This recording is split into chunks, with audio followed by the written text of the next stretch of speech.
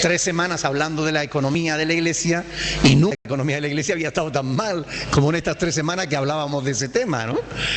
Y yo señalaba que bueno, algunos pastores no tienen fe para creer a Dios y a veces se ven forzados, o ellos se ven forzados para digamos, usar mal las escrituras para presionar a la gente, ¿verdad? Pero que nosotros no hacemos eso. Y justamente la ofrenda de este domingo, bueno, la iglesia respondió y pudimos, gracias a Dios, cubrir gastos para pagar local y demás, ¿no? Así que yo quiero dar gracias a Dios de que no tenemos que tergiversar las escrituras, no tenemos que manipular al pueblo de Dios para que Dios obre y podamos salir adelante y cubrir los gastos que tenemos que cubrir. ¿Amén? O sea, Dios nos lo demuestra una vez más. Podemos enseñar la verdad y aún así la iglesia es sostenida. Qué bueno es el Señor. Gloria a Dios. Dios provee por medio de su pueblo. Amén. La semana pasada nos quedamos en el versículo 18, así que hoy vamos a continuar leyendo los versículos del 19 al 23. Primera de Corintios 9, del 19 al 23. Vamos a leerlos. ¿Lo tienen? Dice la palabra del Señor lo siguiente: por lo cual, dice Pablo, siendo libre de todos, me he hecho siervo de todos para ganar a mayor número. Me he hecho a los judíos como judío, para ganar a los judíos. A los que están sujetos a la ley, aunque yo no esté sujeto a la ley, como sujeto a la ley, para ganar a los que están sujetos a la ley. A los que están sin ley, como si yo estuviera sin ley, no estando yo sin ley de Dios, sino bajo la ley de Cristo, para ganar a los que están sin ley. Mas me he hecho débil a los débiles, para ganar a los débiles. A todos me he hecho de todo, para que de todos modos salve a algunos. Y esto hago por causa del Evangelio, para hacerme copartícipe de él. Amén. Hermoso pasaje de las Escrituras. ¿De qué está hablando aquí el apóstol Pablo? ¿Alguien me puede ayudar a aclararme de qué está hablando el apóstol Pablo aquí en esta porción de las Escrituras que está diciendo cosas muy interesantes? Pero ¿qué es lo que está diciendo? ¿De qué está hablando el apóstol? Ayúdenme a interpretar correctamente este pasaje de las Escrituras. Ánimo.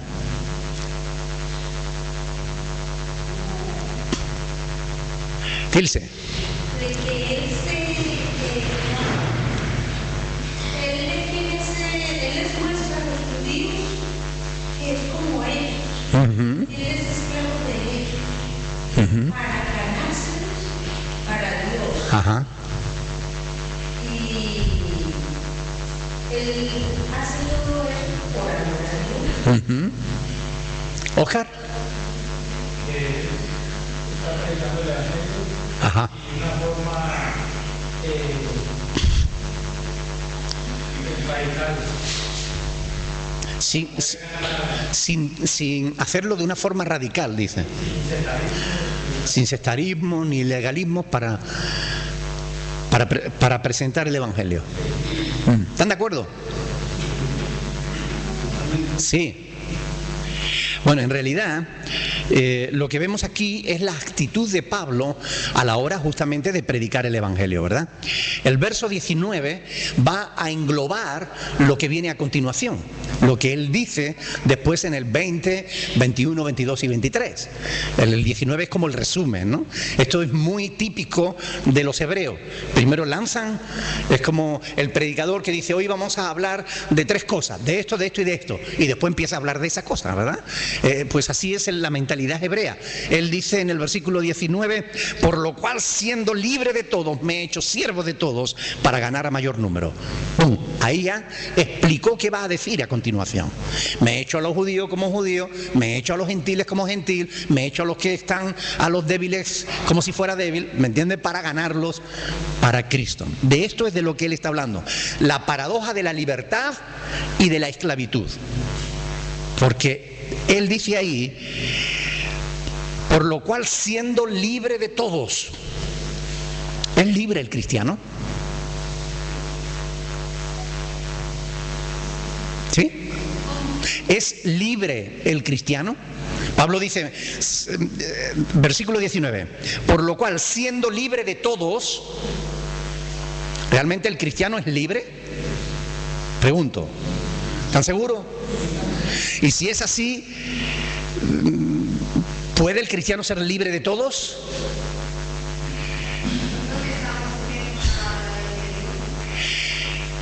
Bueno, estamos sujetos a la ley de Dios. Pero cuando Pablo está hablando de ese todos, ¿se está refiriendo a Dios o se está refiriendo a los hombres? A los hombres. Por tanto, él dice siendo libre de todos, o sea, yo me considero libre de todos. Y yo creo que cuando él está hablando de esto, es como si volviera otra vez al versículo 1. ¿Qué dice el versículo 1 del capítulo 9? No soy apóstol, no soy ¿qué? Libre. Es decir, Pablo está reafirmando su libertad. Soy libre. Dios me ha hecho libre. Cristo me ha hecho libre.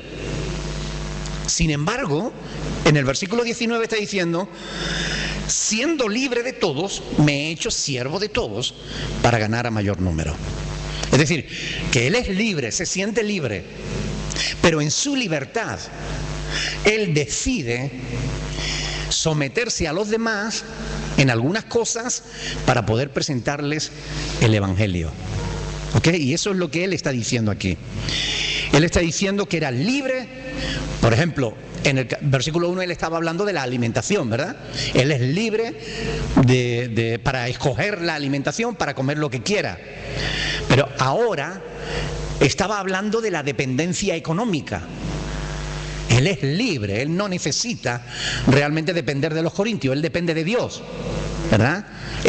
Pero siendo libre, él se ha hecho esclavo voluntariamente para ganar a las gentes para el Señor.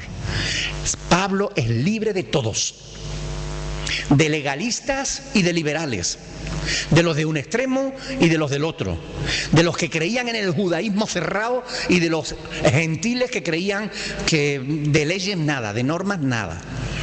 Pablo es libre de todo, de un extremo y del otro. Pablo es siervo de Cristo y por amor a Cristo, él se hace siervo de los demás. Estas posturas están dentro de la iglesia. Dentro de la iglesia están los que son judaizantes, legalistas, ¿o no? Gente que siempre están con la ley en la mano. Esto es así, esto tiene que ser así, si no es así. Siempre están condenando a los demás. Bueno, en esta iglesia no, gracias a Dios, ¿verdad?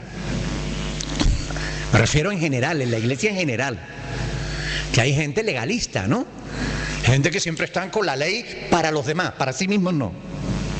Porque esa es la hipocresía del legalista, ¿verdad? Que es legalista para los demás, pero para su vida propia es muy liberal, ¿verdad?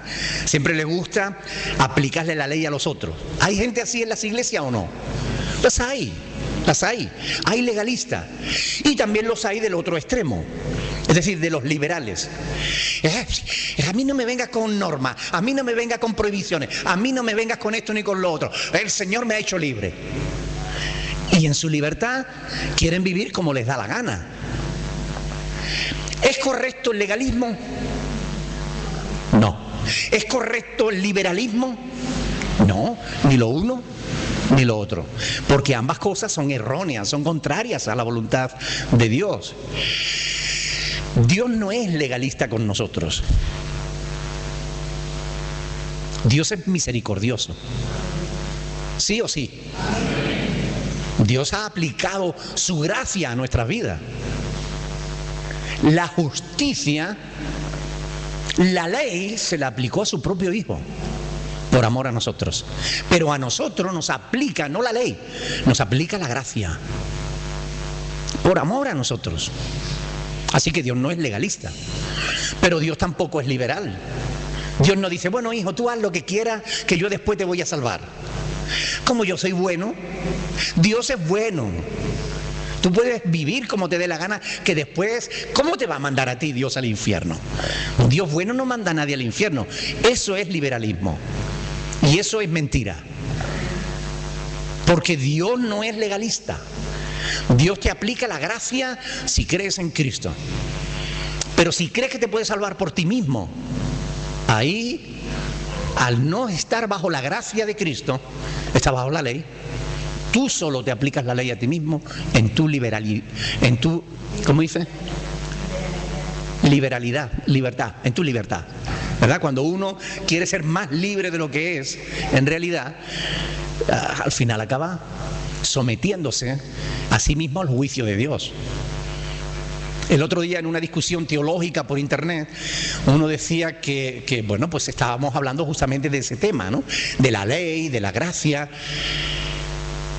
Y hay un cacao mental al respecto que ustedes no se pueden imaginar. No se entiende realmente qué es la gracia de Dios. Algunos creen que la gracia de Dios es poder hacer lo que te dé la gana y que después Dios no te va a pedir cuenta. Y eso no es así. Hasta los creyentes, escuchen bien, hasta los cristianos vamos a pasar por el tribunal de Cristo. Digan un amén a eso, a ver. ¿Se enteraron? Hasta los cristianos van a pasar por el tribunal de Cristo. Usted dirá, pero si ya nosotros somos salvos. Sí, Señor, somos salvos por fe en Jesús. Y ya no podemos llegar a la condenación, más he pasado de muerte a vida y tal. Sí, Señor, si cree en Jesús y vive de acuerdo a sus enseñanzas. Pero si usted cree en Jesús y después no vive de acuerdo a la voluntad de Dios, oiga, usted, cuando sea juzgado, si es salvo lo será por los pelos, pero se va a arriesgar, porque escrito está, sin santidad, ¿verdad? Pues así que es importante esto. Pablo dice, yo soy libre de todos. Y esas dos posturas que decía que está en la iglesia, el legalismo y el liberalismo, Pablo no se preocupa ni de los unos ni de los otros. Y fíjense ustedes que Pablo iba a ser criticado por los dos lados. Porque en la iglesia de Corinto estaban los legalistas, los judíos, y los liberales, los griegos. Así que hiciera lo que hiciera la criatura, le iban a criticar. Yo no sé si ustedes han visto la viñeta esa que ponen en internet, en el Face, ¿no?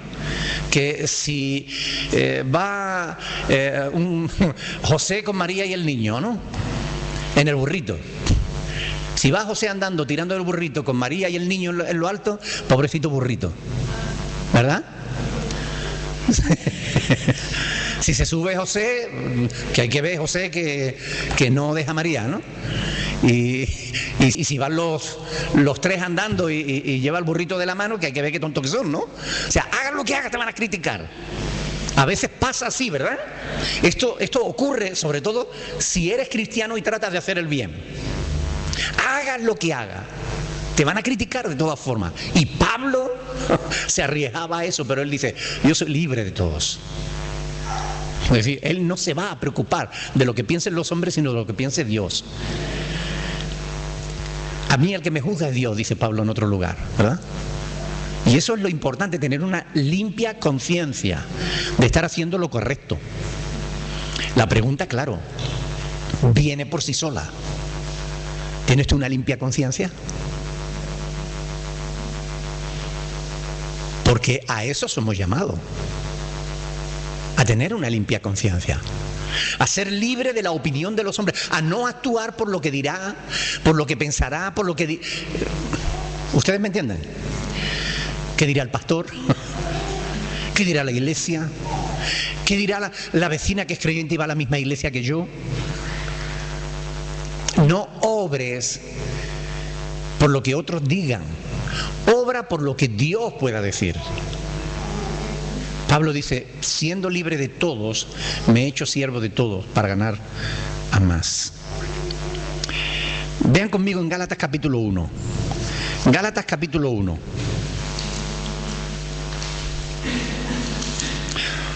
Fíjense lo que dice Pablo aquí, capítulo 1, versículo 10. Gálatas 1:10. Dice, pues, ¿busco ahora el favor de los hombres o el de Dios? ¿O trato de agradar a los hombres? Pues si todavía agradara a los hombres, ¿qué dice? No sería siervo de Dios. ¿Se dan cuenta? ¿A quién intentas agradar? ¿Intentas agradar a Dios o a los hombres? Cuando Pedro y Juan estuvieron delante del concilio, cuando el Sanedrín, los miembros del Sanedrín le estaban juzgando, lo normal es que cuando tú estás delante de un juicio, es que tú quieras agradar a los jueces. Pero ellos, ante la insistencia de los jueces de que dejaran de hablar del nombre de Jesús, ellos dijeron, bueno, juzgad vosotros si es justo delante de Dios obedecer a los hombres antes que a Dios. Pero no os hemos ordenado estrictamente que dejéis de enseñar en el nombre de Jesús. Sí, pero juzgad vosotros si es justo delante de Dios que les obedezcamos a ustedes en vez de a Él. No es justo. A quien tenemos que agradar no es a los hombres, sino a Dios. Amén. Si eso lo tuviéramos bien arraigado en nuestra mente y en nuestro corazón, ¿cambiaría algo en nuestra vida? ¿Sí? Pues debiéramos arraigarlo, ¿verdad? Orar y decir, Señor, por favor, ayúdame a que eso se grabe en mi mente y en mi corazón y que yo realmente pueda actuar siempre buscando agradarte a ti. Como dice el apóstol Pablo en otro lugar, dice, comprobando lo que es, dice, no seáis necios, sino sabios. Como entendí, andad como sabios, no como necios, sino como entendidos de cuál sea la buena voluntad de Dios, agradable y perfecta. Amén. Es decir, comprobando lo que es agradable delante de Dios. ¿Y cómo compruebo yo lo que es agradable a Dios? Romanos creo que es capítulo 12, me parece, lo dice, no os conforméis a este siglo, sino transformaos por medio de la renovación de vuestro entendimiento para que comprobéis cuál sea la buena voluntad de Dios, agradable y perfecta. Está diciendo aquí el apóstol Pablo que debemos comprobar cuál sea la buena voluntad de Dios. Pero ¿cómo hacemos eso? Por la palabra. Claro, debemos conocer la palabra, ¿verdad? Y conociendo la palabra conocemos la voluntad de Dios. Porque la voluntad de Dios está escrita en la Biblia, en la palabra de Dios, ¿verdad? Y eso es lo que tenemos que hacer. Pablo está hablando de esto. ¿Ser libre significa que yo puedo hacer lo que me dé la gana? No. Eso es lo que parece que creen algunos. Yo soy libre. Cuando alguien trata de llamarle la atención porque está andando desordenadamente, yo soy libre. Sí, es verdad. Tú eres libre, pero vas a tener que dar cuenta delante de Dios. Porque Dios ha establecido un día en el cual juzgará al mundo con justicia. Y todos nosotros tendremos que dar cuenta de Dios, delante de Dios, de nuestras vidas. ¿Verdad? Por tanto, no significa que podamos hacer lo que queramos. No significa que podemos hacer el mal. Somos libres para hacerlo. Pero todo me es lícito, pero no todo me conviene. Todo me es lícito, pero yo no me dejaré dominar de ninguna cosa. ¿Verdad? Si yo me dejara dominar, ¿qué dice Juan 8:34? ¿Alguien que lo quiera leer? A ver, Juan 8, versículo 34. Dice, Jesús le respondió, de cierto os digo, que todo aquel que hace pecado, o sea que no sería libre en realidad, ¿verdad? Si alguien dice, no, yo soy libre, y lo que está haciendo es practicar el mal, ¿realmente es libre? No, es esclavo del pecado. No sería verdaderamente libre. Él creería que es libre, o ella pensaría que es libre, pero en realidad no lo estaría haciendo. Estaría siendo esclavo o esclava del pecado. Libre significa que podemos escoger hacer lo correcto. Solo cuando podemos escoger hacer el bien es cuando realmente somos libres. Porque hacer el mal, para eso tú no tienes que hacer nada. O sea, déjate arrastrar y ya está. Pero para hacer el bien, para hacer lo correcto, para eso tú tienes que ser verdaderamente libres. Porque no todo el mundo es libre para hacer el bien. No todo el mundo es libre para hacer lo correcto. ¿Te ha pasado alguna vez que has querido hacer el bien y no has podido? Pues eso le pasa a muchísima gente. A los cristianos cada vez menos. Porque cuanto más nos acercamos a Dios, ¿qué pasa? Más se pudren las cadenas. Cuanto más cerca vivimos de Dios, tanto más libertad tenemos para hacer el bien, para hacer lo correcto. Pero hay personas que quieren hacer el bien y se esfuerzan y no pueden, porque son esclavos del mal. ¿Verdad? Vamos a leer Romanos capítulo 6, que es un texto muy interesante. Romanos capítulo 6, vamos a leer a partir del versículo 20. Quiero que presten atención, porque aquí se está hablando justamente de eso, de libertad o de esclavitud, que es lo contrario a la libertad, ¿verdad?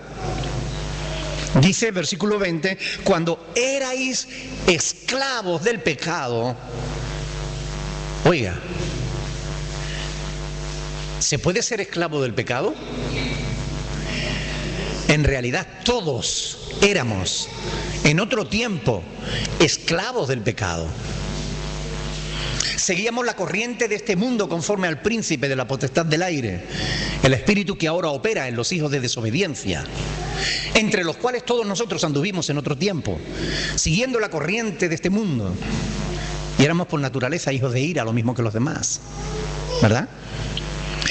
Pero dice aquí, porque cuando erais, qué bueno, gloria a Dios, éramos. ¿Eso está, en qué tiempo está? Pasado, ¿verdad? Porque cuando erais esclavos del pecado, erais libres acerca de la justicia, es decir, no practicabais la justicia. Pero ¿qué fruto teníais de aquellas cosas de las cuales ahora os avergonzáis? Porque el fin de ellas es muerte, el fin del pecado siempre es muerte. Mas ahora que habéis sido libertados del pecado y hechos siervos de Dios, libertados del pecado, pero siervos de Dios, tenéis por vuestro fruto la santificación. Y como fin, no es mal fin, ¿verdad? No es mal fin. Porque la paga del pecado es muerte, más la dádiva de Dios en Cristo Jesús es vida eterna en Cristo Jesús, Señor nuestro. Amén. ¿Qué fruto teníamos nosotros cuando éramos esclavos del pecado? ¿Qué dice ahí? Nos avergonzábamos ahora de aquellas cosas. Mas cuando fuimos libertados, ahí sí, tenemos como fruto la santificación. Y como fin, la vida eterna. Bendito sea el Señor. Amén. Él nos ha liberado. Ahora somos libres de verdad en Cristo Jesús. Por eso el apóstol Pablo en 1 Corintios 9, versículo 19 dice: por lo cual, siendo libre de todos, me he hecho, dice ahí, siervo de todos para ganar a mayor número. ¿Qué quiere decir Pablo con estas palabras de me he hecho siervo de todos?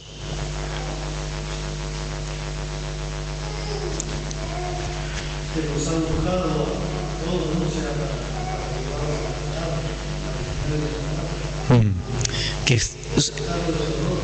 él ha estado dispuesto a usar su libertad, en su libertad, ponerse al servicio de los demás. Podía haber vivido como quisiera, lo que ha hecho ha sido ponerse al servicio de los otros. Voluntariamente está dispuesto a no valerse de su libertad, a actuar como si fuera un esclavo de los demás, para ganarlos para Cristo. Eso es lo que Pablo está diciendo aquí. No se trata de una esclavitud impuesta por los demás, sino por él mismo. Para hacer no lo que en la carne hubiera querido hacer, sino hacer aquello justamente que Dios quería que hiciera, servirle, con el fin de ganarlos. Por ejemplo, lo digo porque todas estas cosas, si no se traen al terreno práctico, se pueden quedar solamente en teoría, ¿verdad? Y la teología no sirve de nada como teoría. Hay que llevarla a la vida práctica. Yo le voy a poner un ejemplo. Hay quienes aman las mega iglesias. ¿Sabe lo que es una mega iglesia? Las que son muy grandes, ¿verdad? Hay quienes aman las megas iglesias y no ven ningún mal en ellas. No ven nada antibíblico en ninguno de los planteamientos que hacen para llenar esas mega iglesias. Aunque para llenarlas, a veces usan subterfugios, es decir, técnicas que a veces rozan con la manipulación, con la presión psicológica, con el lavado de cerebro. Ahora, ellos no ven nada antibíblico, no ven nada de malo en eso. ¿Ustedes lo ven? Porque yo sí lo veo. Veo la imposibilidad de poder cumplir con Juan capítulo 10. Ustedes saben lo que dice Juan capítulo 10. Habla del buen pastor, ¿verdad? Y dice que el buen pastor conoce a sus ovejas y las llama por su nombre. En una mega iglesia eso es imposible. Eso es una utopía. No hay ningún pastor de una mega iglesia que diga: yo conozco por nombre a todas las personas. Mentira. Y sin embargo, la palabra de Dios dice que el buen pastor conoce a sus ovejas y se preocupa por ellas, y ellas conocen a su pastor. Por tanto, para que eso sea así, no puede haber una mega iglesia. Tiene que ser iglesias donde el pastor pueda conocer y relacionarse a nivel personal con cada uno de los creyentes. Pero no solamente por esto, sino porque no me cuadra. Los ministerios de mega iglesia no me cuadran con el ministerio de Jesús, ni me cuadran con el ministerio del apóstol Pablo o del apóstol Pedro. No me cuadran. Cuando yo trato de encajar lo que es un pastor de estos de mega iglesias que encontramos hoy en día y lo ponemos al lado del ministerio de Jesús o del ministerio del apóstol Pablo, como que no hay manera de que eso pueda encajar. Porque Jesús se preocupaba de las personas, no del número de gente que le seguía. Jesús no se ponía orgulloso porque eran muchos los que le seguían. Más bien incluso les increpaba a veces. Y les hablaba tan duro que a algunos se le marchaba. Y cuando eso ocurría, ¿qué hacía él? Le decía a sus más allegados: si queréis iros vosotros también.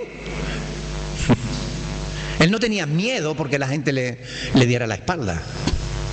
Sin embargo, la gente de las megas iglesias están verdaderamente preocupados porque alguien se pueda ir de la iglesia. Hay que volver a recuperarlo, hay que ir, hay que insistir, hay que darlo. Porque para él lo importante es el número, no es la persona, es lo que consigue a través de la persona. Fama, poder, dinero, influencia. Y ese tipo de ministerio a mí no me casa con la palabra de Dios. Yo no sé si a ustedes les casa, pero a mí no. Yo veo diferencias enormes en las motivaciones que llevó, por ejemplo, a Jesús a servirnos, a despojarse de su gloria y venir aquí y hacerse uno igual a nosotros. Y estando en la condición como nosotros, se humilló aún más y se dejó matar por ti y por mí. Yo veo que las motivaciones de Cristo no tenían nada que ver con las motivaciones de estos superpastores tan preocupados de su fama, tan preocupados de otras cosas que no son precisamente el bien de los demás. Aman vivir aclamados como si fueran personajes de la farándula. A algunos incluso les gusta llevar guardaespaldas. ¿En serio? Y algunos llevan hasta guardaespaldas armados.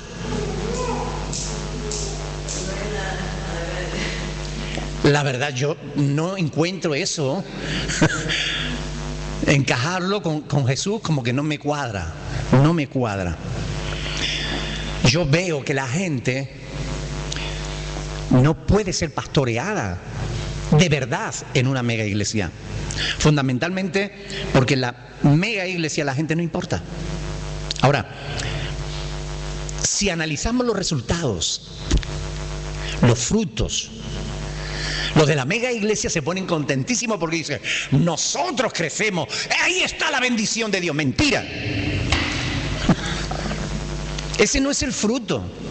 El fruto es otro y hay que saber verlo.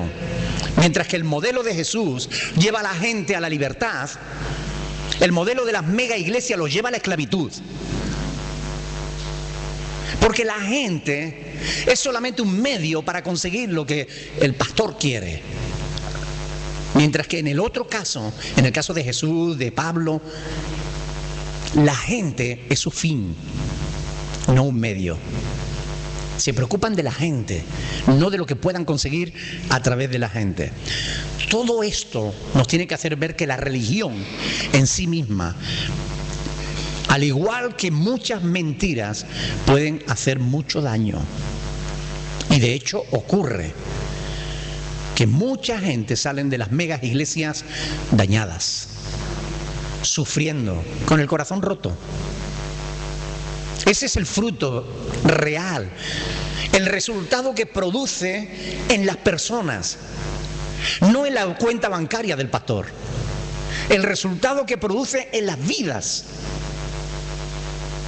Gentes que viven vidas totalmente fanatizadas, que nada tienen que ver con la palabra de Dios.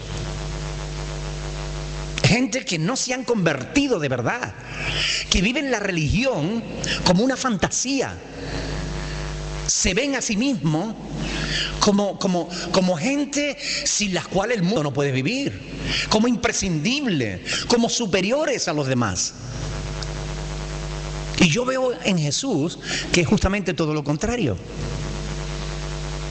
Humilde, sencillo, preocupado de los demás. Sin embargo, vemos esta incongruencia, ¿verdad? La vemos. ¿Por qué? Porque las mega iglesias son un verdadero engaño del diablo. Son un verdadero engaño para llevar a las gentes lejos de Dios. Yo sé que estas palabras, algunos me van a criticar por decirlo, pero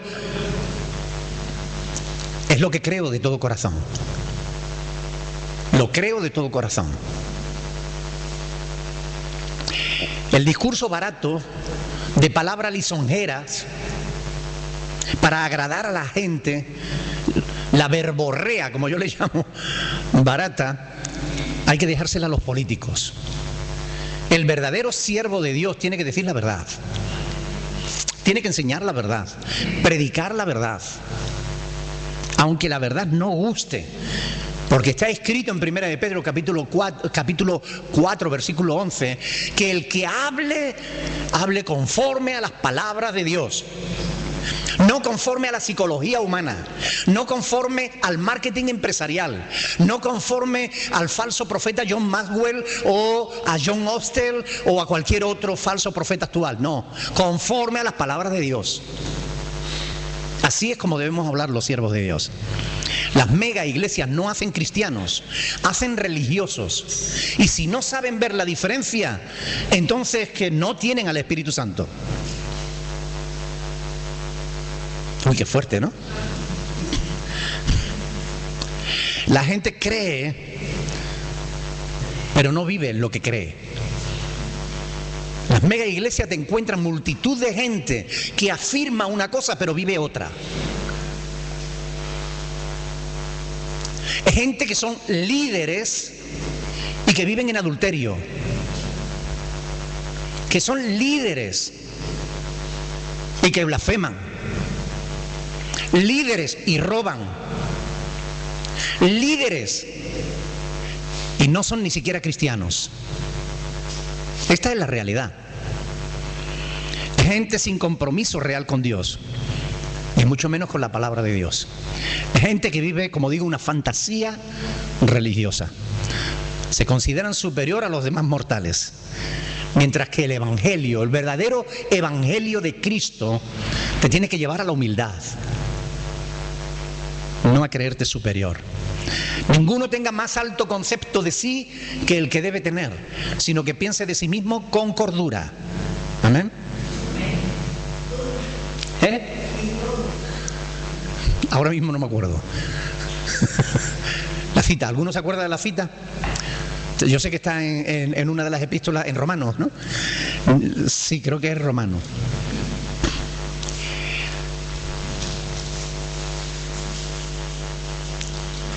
O en Efesios, no sé, creo que es Romanos. Pero bueno, búsquenlo después. Lo miran en la concordancia y después lo buscan. Pero en la Biblia está. Pablo lo escribió. Esto es lo que nos enseña la palabra de Dios. En las mega iglesias te enseñan de que tú eres llamado a ser cabeza y no cola. Tú eres llamado a conquistar, a ser un guerrero. Y hasta te dan espadas. En internet lo pueden ver. Le dan espada a los pastores y le dan un manto, según dicen, profético. Qué estupidez, qué ignorancia de las Escrituras. Si Jesús, siendo Dios, se despojó a sí mismo, dice que Él, siendo rico, se empobreció para enriquecernos a nosotros. Y los megapastores se quieren enriquecer ellos, empobrecer al pueblo de Dios para enriquecerse ellos. Esta es la verdad.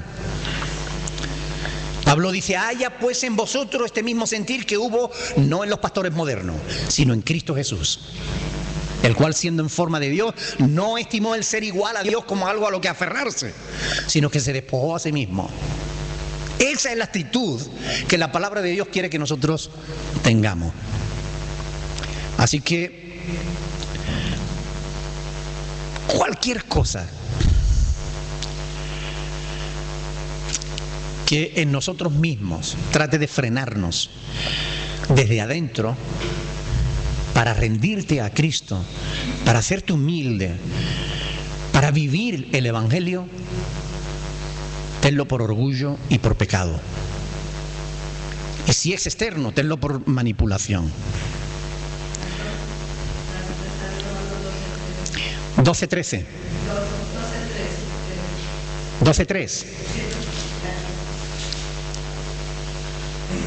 Sí, 12:3. Ahora, somos llamados a ser libres.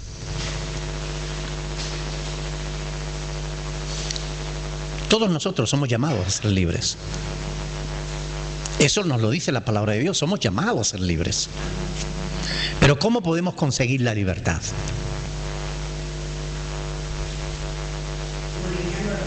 Sí, Señor.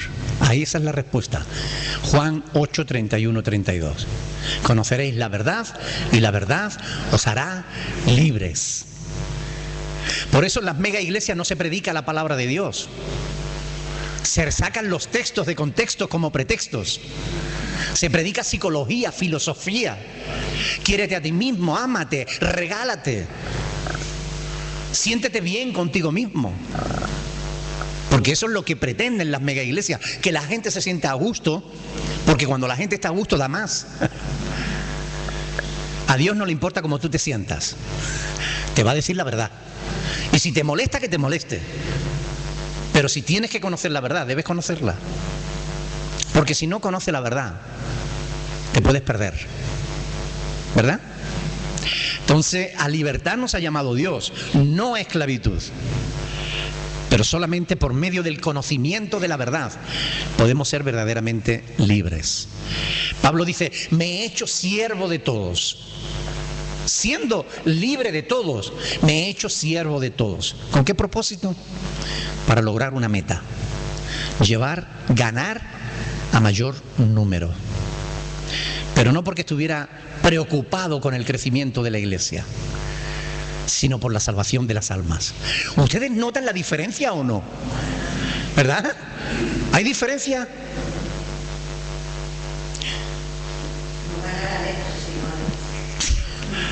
Es que es una enorme diferencia. La motivación. ¿Qué llevaba a Pablo a querer ganar a muchos? ¿Ser el apóstol que tuviera más gente? ¿Que tuviera la iglesia más grande? No, le motivaba querer ser un instrumento en las manos de Dios para la salvación de las almas. La motivación. Cuán importante es analizar las motivaciones de aquello que hacemos. Él va a explicarlo en 3 ejemplos sencillitos. Versículo 20, vamos ahí, 1 Corintios capítulo 9, versículo 20. En esos 3 contextos en los que él predicaba el Evangelio. Versículo 20, me he hecho a los judíos como judío para ganar a los judíos, a los que están sujetos a la ley, aunque yo no esté sujeto a la ley, como sujeto a la ley, para ganar a los que están sujetos a la ley. Me he hecho a los judíos como judíos. Pero Pablo no era judío. ¿Sí o no? ¿Era o no era judío Pablo? Claro que era. Él era de la tribu de Benjamín, judío, y él dice en el libro de los Hechos de los Apóstoles, donde hemos leído los 3 testimonios que da el apóstol Pablo de sí mismo, él dice que él fue judío desde nacimiento, educado a los pies de Gamaliel, y él fariseo de fariseo, y hombre temeroso de Dios y cumplidor de la ley, etcétera, etcétera, etcétera. Él era judío hasta la médula. Pero cuando conoció a Cristo, fue liberado de todo fanatismo religioso. Él fue liberado de todo fanatismo. Sin embargo, por amor a los judíos, él a veces se sometía a ciertos preceptos de las leyes judías, de las costumbres judías, por amor a los judíos, para ganar a los judíos. Aunque él no estuviera sujeto, no estuviera obligado, porque ya su libertad en Cristo le había hecho libre, pero por amor a los judíos, para que los judíos no le dieran la espalda al Evangelio, él era capaz de someterse a ciertos preceptos judaizantes, no para aparentar, sino para ganar a esas almas para Cristo. Y esto lo vemos en diferentes ejemplos. Él era libre de eso. Vamos a ver, por ejemplo, Hechos capítulo 16. Fíjense, tenemos aquí un ejemplo en el que Pablo se somete a los preceptos judíos. Hechos 16.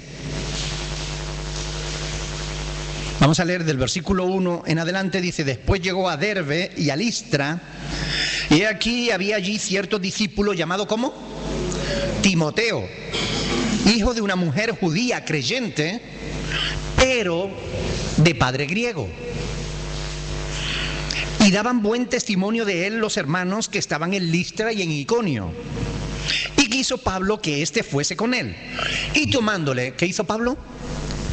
Le circuncidó a causa de los judíos que había en aquellos lugares, porque todos sabían que su padre era griego. Es decir, Timoteo no estaba circuncidado, era hijo de una mujer hebrea, de una mujer judía, pero su papá era griego y no lo circuncidó. ¿Estamos los cristianos obligados a circuncidarnos? No. ¿Estaba Pablo obligado a circuncidar a Timoteo? No. ¿Por qué lo hizo? ¿Por qué se sometió a ese precepto? Para que no fuera un impedimento para que Timoteo pudiera llegar a los judíos, para que no fuera un impedimento en el ministerio del apóstol Pablo, que él no estuviese circuncidado. Por amor a los judíos, para ganar a los judíos. La motivación. Hechos capítulo 21, versículo 26. Aquí vemos que Pablo vuelve otra vez, 21-26. Vemos que Pablo vuelve otra vez a someterse a preceptos humanos legales para ganar a los judíos. Dice, entonces Pablo tomó consigo a aquellos hombres y al día siguiente, habiéndose purificado con ellos, es decir, habiendo realizado los ritos de purificación con ellos, entró en el templo para anunciar el cumplimiento de los días de la purificación, cuando había de presentarse la ofrenda por cada uno de ellos. Pablo está cumpliendo aquí ciertos preceptos judíos, porque no quería ser tropiezo, no quería que su libertad en Cristo fuera tropiezo para que los judíos pudieran entender el Evangelio. Si tengo que circuncidarme, me circuncido. Si tengo que hacer esto, lo hago, pero para poder llevarles el Evangelio. Esta era la motivación de él. Algunos podían estar pensando quizás en lo que pasó con el apóstol Pedro. Entonces, ¿por qué Pablo le llamó la atención a Pedro? Porque estaba judaizando. Vamos a ver Gálatas capítulo 2, vamos a ir. Gálatas capítulo 2.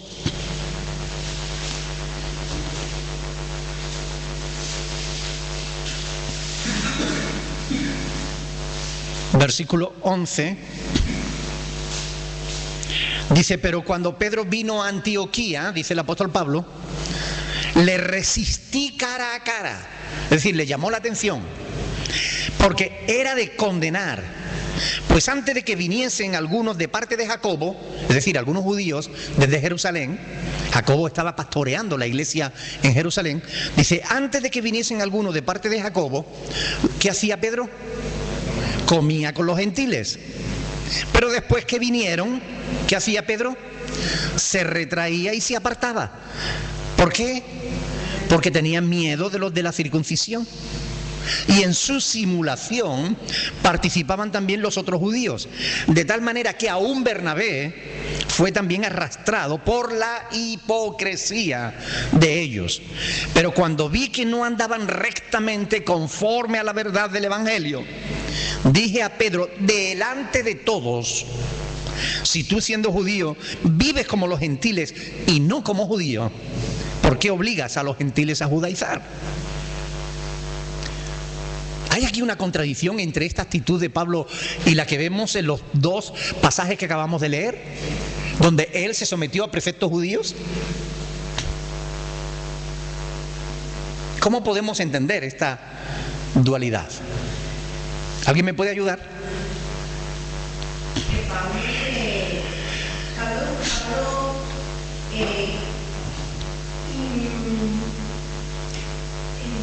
Uy. Pablo seguía, él tenía la meta, él así se sometía a mucha gente de los judíos, no estando obligados por la meta que tenía, pero vivía la vida correctamente. Pedro tal vez quería llevar una doble vida. Él decía que lo hacía por aparentar, para quedar bien con unos y quedar bien con los otros.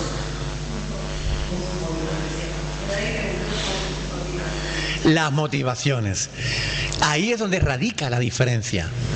¿Por qué Pablo se sometía a los preceptos judíos? Para ganar a los judíos. ¿Por qué Pedro se sometía a los preceptos judíos? Por miedo a los judíos. Por hipocresía. ¿Ustedes notan la diferencia o no? Para que no digan que yo... ¿Qué te motiva? Miren, los dos hicieron lo mismo. Tanto Pablo como Pedro se sometieron a preceptos judíos. Pero la motivación de uno era totalmente diferente a la motivación del otro. A uno su motivación le justificaba, al otro su motivación le condenaba. Tú puedes salir a la calle, o yo puedo salir a la calle y tratar de evangelizar. Y otro pastor puede salir a la calle y tratar de evangelizar. Los dos hacemos lo mismo. Pero si lo hacemos por motivaciones diferentes, el resultado delante de Dios es diferente. Si yo salgo a la calle a predicar el Evangelio para que las almas se salven, es una cosa. Si salgo a la calle para predicar el Evangelio y que mi iglesia se llene, es otra diferente. ¿Entienden la diferencia o no? ¿Sí? ¿De verdad? La motivación cambia el resultado, ¿o no? Lo cambia. Lo cambia totalmente. Y eso es importante a tenerlo en cuenta. Pablo se sometía a los preceptos judíos por amor a los judíos, no por miedo a los judíos, para no ofenderles, no para que no le ofendieran a él. Por amor, no por hipocresía. Había una diferencia enorme entre lo uno y lo otro, aunque los dos hacían lo mismo. Pero la motivación les hacía diferente. Versículo 21, 1 Corintios 9, 21. A los que están sin ley, como si yo estuviera sin ley, no estando yo sin ley, sino bajo la ley de Cristo, para ganar a los que están sin ley. ¿A quién se está refiriendo Pablo aquí? ¿Quiénes son los que están sin ley?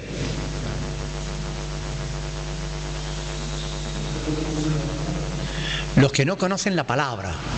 Por ahí va la cosa. Los gentiles, los que no tenían conocimiento. ¿De qué ley se está hablando Pablo? ¿Está hablando de la ley del país? ¿De la ley de los griegos? No, está hablando de la ley de Moisés. Está hablando del conocimiento de la ley de Dios. Los griegos no tenían conocimiento de la ley. Los judíos sí. Por tanto, dice el versículo 21, a los que están sin ley, es decir, siendo libre de todo, yo me he hecho siervo también de esto, de los que están sin ley, como si yo estuviera sin ley, no estando yo sin ley, sino bajo la ley de Cristo. Ya Pablo no está bajo la ley de Moisés, aclara, estoy bajo la ley de Cristo. ¿Qué dice la ley de Cristo? Amaos los unos a los otros. Amad a Dios sobre todas las cosas y a tu prójimo como a ti mismo, ¿verdad? Entonces dice, para ganar a los que están sin ley. Así que se está refiriendo a los que no estaban bajo la ley de Moisés. No es que los gentiles no tuvieran ley ninguna. Ellos tenían sus leyes, pero se hallaban fuera de la esfera de la ley de Moisés. Por eso aclara que trataba de identificarse con los gentiles. Está identificándose con ellos.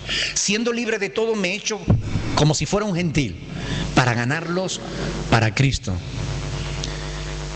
Para poder entender esa postura del apóstol Pablo, podríamos tomar, por ejemplo, el tema de la alimentación, ¿verdad? Especialmente aquellos alimentos que estaban prohibidos por su relación con la idolatría. ¿Recuerdan que estuvimos hablando de este tema antes? ¿Practicaba Pablo las restricciones judías sobre los alimentos? ¿Sí o no? En general no. En general no. Pero cuando estaba bajo la influencia de los judíos, sí la respetaba. Por amor al débil. Por amor a los judíos. Y ese es el quid de la cuestión. Fíjense que Pablo dice claramente en el capítulo 10, en los versículos del 23 al 30, que él come de todo lo que se vende en la carnicería sin preguntar nada por motivo de conciencia. O sea, él se siente libre de comer lo que le da la gana. Para él un ídolo no es nada en el mundo. Un ídolo nada es, dice Pablo. Por tanto, a mí me da igual que haya sido sacrificada a los ídolos. Sin embargo, cuando estaba con los judíos, él se abstenía de comer esa carne por no ser tropiezo a los judíos. Si estaba con los gentiles, la comía porque para él eso no tenía ningún tipo de impedimento. Y esto es lo importante. La motivación correcta tiene que ser el amor. El amor a aquellos con los que tú estás en ese momento. Y esto es importante entenderlo, porque estas cuestiones, como digo, le tenía que traer problemas de un lado y del otro. Cuando estaba con los judíos, la actitud de Pablo tenía que traerle problemas con los gentiles. Cuando estaba con los gentiles, la actitud de Pablo tenía que darle problemas con los judíos. Y esta es la realidad, pero ese es el riesgo que corremos los cristianos cuando queremos hacer la voluntad de Dios, no caerle bien a nadie, ni a uno ni a otro, ¿verdad? Bueno, hasta que sepan lo que dice Dios. Claro, pero generalmente es así, generalmente es así. Y hay de nosotros si queremos agradar a los hombres.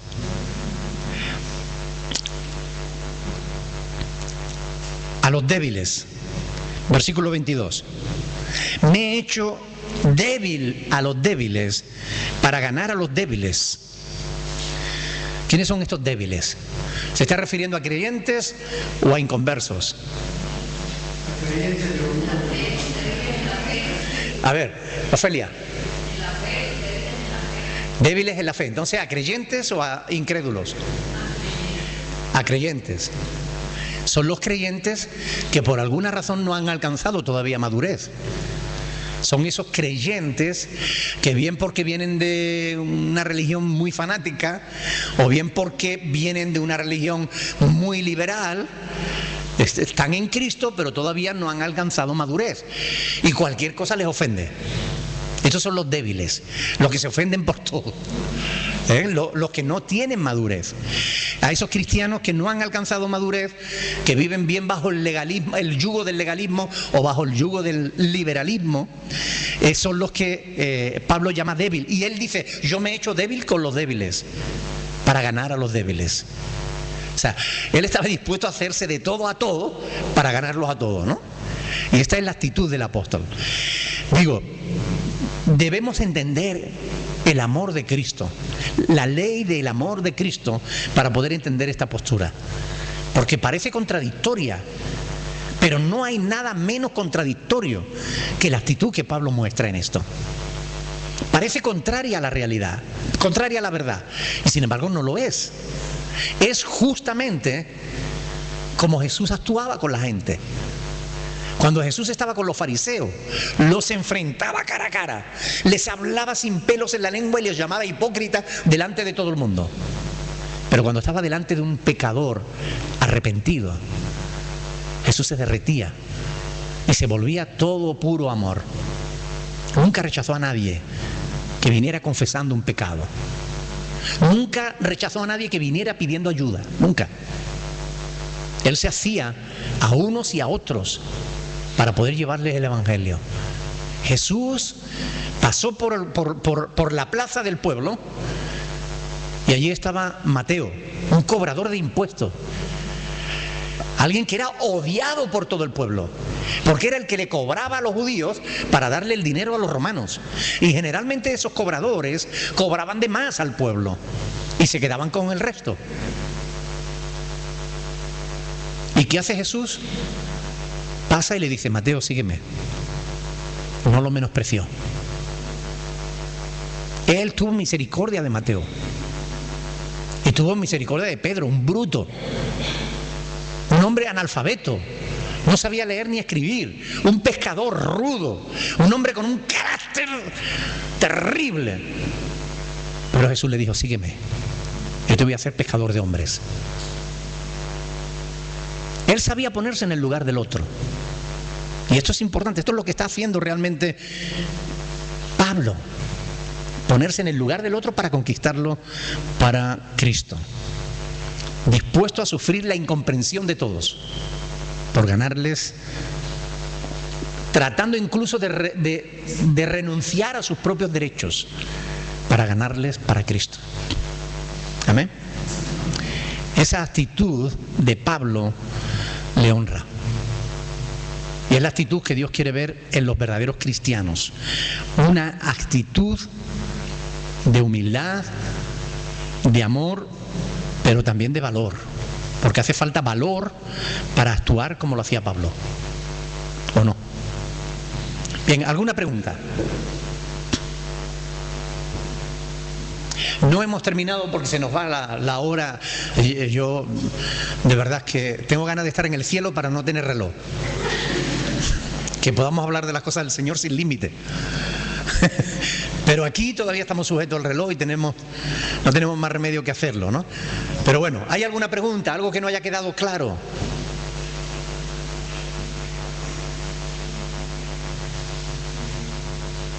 ¿Cuáles eran las leyes de los gentiles? Las leyes de los gentiles. Las leyes de los gentiles, las leyes de Roma, las leyes del Imperio Romano, claro. Ellos estaban justamente subyugados por Roma, ¿no? Roma era el imperio que dominaba en aquella época, ¿no? ¿Más? No hay pregunta. Pues lo dejamos aquí. La próxima semana, si Dios quiere, vamos a continuar en el versículo 22, porque falta la mitad del versículo. ¿Vale? Bueno, vamos a ponernos de pie y vamos a orar al Señor. Hay un tema interesante aquí que de verdad es que tenemos que tener en cuenta y que tiene que ver con nuestra propia vida. Y tenemos que analizarlo, tenemos que aplicarlo a nuestra vida. De todo lo que hemos dicho hoy, de todo esto que hemos estado viendo en el testimonio del apóstol Pablo, ¿qué tiene que ver esto conmigo hoy? Yo que vivo en el siglo XXI, ¿qué tengo que ver con el apóstol Pablo o con lo que él hiciera de cara a los judíos o a los gentiles o a los creyentes débiles? ¿Qué tengo yo que ver con eso? ¿Qué me enseña esto a mí?